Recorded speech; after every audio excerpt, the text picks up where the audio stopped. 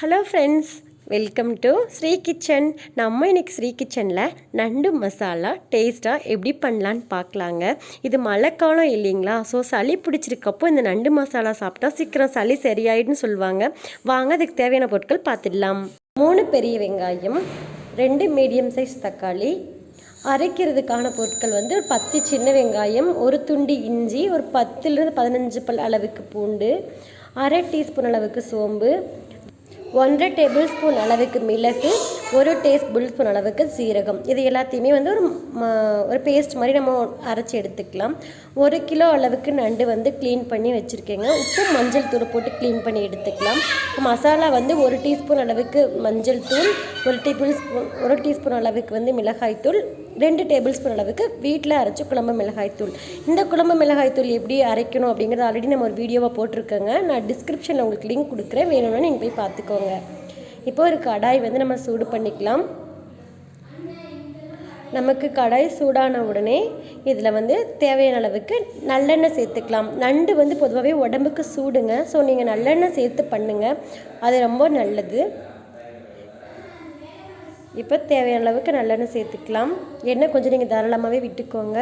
எண்ணெய் சூடாகிடுச்சு. இப்போ தாளிப்பு சேர்த்துடலாங்க. அதுக்கு 1 துண்டு அளவுக்கு பட்டை, 1 நட்சத்திர சோம்பு, 1 கிராம்பு, பிரிஞ்சி இலை கொஞ்சமாக வாசனைக்காக அளவாக சேர்த்தா போதுங்க.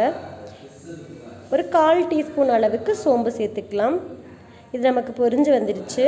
இப்போ இதில் நீல வாக்கில் கட் பண்ணி வச்சுருக்க பெரிய வெங்காயம் சேர்த்துக்கலாங்க. இந்த பெரிய வெங்காயம் வந்து நல்லா மெல்லிசாக நறுக்கிக்கோங்க, அப்போ தான் வந்து சீக்கிரமாக உங்களுக்கு வதங்கும். அது மாதிரி நம்ம வெங்காயத்தையும் இந்த ரெசிபிக்கு நல்லா பொன்னிறமாக வரைக்கும் வந்து வதக்கணுங்க. நல்லா வதக்கல அப்படின்னா உங்களுக்கு இனிப்படிக்க ஆரம்பிச்சிடும், அதனால தான். இப்போ இதில் கொஞ்சமாக கருவேப்பிலை சேர்த்துக்கலாம். இப்போ கருவேப்பிலையும் சேர்த்தாச்சு. நல்லா கோல்டன் கலராக சுருங்கி வர வரைக்கும் நல்லா வதக்கிக்கலாம்.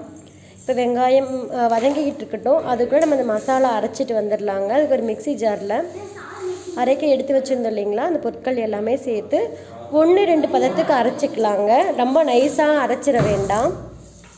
இங்கே பாருங்கள், இந்த பதத்துக்கு கரகரப்பான பதம்னு சொல்வேன் இல்லைங்களா, இந்த அளவுக்கு அரைச்சி வச்சுக்கலாம். இங்கே பாருங்கள், நமக்கு வெங்காயம் நல்லா வதங்கி வந்துருச்சு. இப்போ இதில் நம்ம கட் பண்ணி வச்சுருக்க தக்காளி பழம் சேர்த்துக்கலாம். இந்த தக்காளி பழம் நல்லா கரைஞ்சி வர அளவுக்கு நல்லா வதக்கிக்கலாங்க.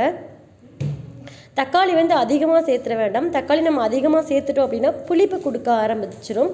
ஸோ வெங்காயம் அதிகமாகவும் தக்காளி அதில் பாதியாகவும் இருக்கணும், அந்தளவுக்கு பார்த்துக்கோங்க. இப்போ தக்காளி நம்ம கரைஞ்சி வந்துருச்சு இல்லைங்களா, அதில் மசாலாஸ் நம்ம சேர்த்துக்கலாம். மஞ்சள் தூள், மிளகாய் தூள், வீட்டில் அரைச்சி குழம்பு மிளகாய் தூள், இதை எல்லாத்தையுமே நல்லா சேர்த்துட்டு இந்த பச்சை வாசனை போக வரைக்கும் நல்லா வதக்கிக்கலாங்க. நல்லா வதக்கிட்டோம். இப்போ இதில் அரைச்சி வச்சுருந்தோம் இல்லைங்களா, மிளகு, ஜீரகம், இஞ்சி, பூண்டு, அதையெல்லாம் அந்த பேஸ்ட்டும் சேர்த்துக்கலாம். இந்த ரெசிபிக்கு உங்களுக்கு இந்த நண்டு மசாலா டேஸ்ட்டு கொடுக்குறதுக்கு இந்த மசாலா தாங்க ரொம்ப முக்கியமானது. ஸோ நல்லா இதையும் நல்லா பச்சை வாசனை பொருளவுக்கு நல்லா கலந்து விட்டுட்டு கொஞ்சமாக தண்ணி சேர்த்துக்கலாம். இது வந்து கொதித்து வரட்டும். நீங்கள் நல்லா உங்களுக்கு குழம்பு மாதிரி நிறையா வேணும் அப்படின்னா நீங்கள் இன்னும் தண்ணி நிறையா சேர்த்துட்டு லாஸ்ட்டாக தேங்காய் மட்டும் அரைச்சி சேர்த்துக்கங்க.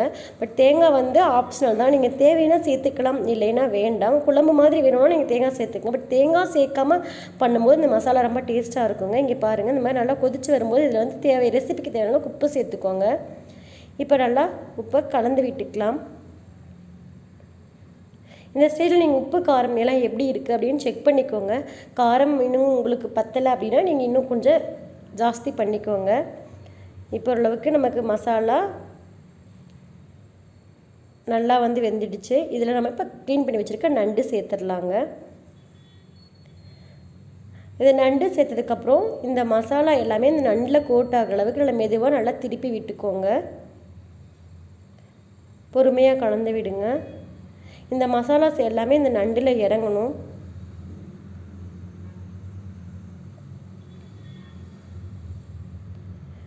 சின்ன குழந்தைங்களுக்குமே ரொம்ப நல்லதுங்க நண்டு. அதில் வந்து நீங்கள் வந்து மிளகாய் தூள் அவாய்ட் பண்ணிவிட்டு மிளகுத்தூள் மட்டுமே போட்டு தனியாக அவங்களுக்கு செஞ்சு கொடுக்கலாம். இப்போ ஓரளவுக்கு நம்ம நண்டு வதக்கிட்டோம். நல்லா நண்டு மூழ்கிற அளவுக்கு கொஞ்சம் தண்ணி சேர்த்துக்கலாங்க. அளவாக தான் நான் சேர்த்துருக்கேன். நான் நல்லா செமி கிரேவியாக தான் பண்ண போகிறேன். நல்லா இப்போ கலந்து விட்டுட்டு மூடி போட்டு நல்லா கொதிக்க வைக்கலாங்க. அந்த நண்டு வந்து ஒரு 5லேருந்து 10 நிமிஷம் வரைக்கும் நல்லா வேக விடலாம், சீக்கிரமாக வெந்துடும். இப்போ நல்லா நம்ம 10 நிமிஷம் ஆகிடுச்சு, ஓப்பன் பண்ணி பார்க்கலாம். பாருங்கள் எப்படி நல்லா கொதிச்சு வருதுன்னு. இந்த வாசனையே ரொம்ப நல்லாயிருக்குங்க, சமைக்கும் போது ரொம்ப டெம்டிங்காக இருக்கும், எப்படா சாப்பிட்லாம் அப்படின்னு சொல்லிட்டு. இப்போ அளவுக்கு நமக்கு ஆல்மோஸ்ட் வந்து நம்மளோட நண்டு மசாலா தயாராகிடுச்சுங்க.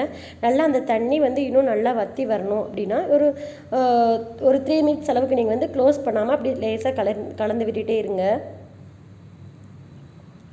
பாருங்கள் நண்டு நல்லா வெந்து வந்துடுச்சு. அவ்வளோதான், நல்லா கலந்து விட்டுட்டு இதில் மல்லித்தலை தூவி இறக்குனா நம்மளுடைய சூப்பரான நண்டு மசாலா தயாருங்க. நல்லா வற்றி வந்துடுச்சு, எண்ணெய் ஓரங்களில் பிரிஞ்சு வந்திருக்கு பாருங்கள். அவ்வளோதான், நமக்கு மசாலா ரெடி ஆகிடுச்சு. இப்போ இதில் லைட்டாக கொத்தமல்லி தலை தூவி இறக்கிடலாம்.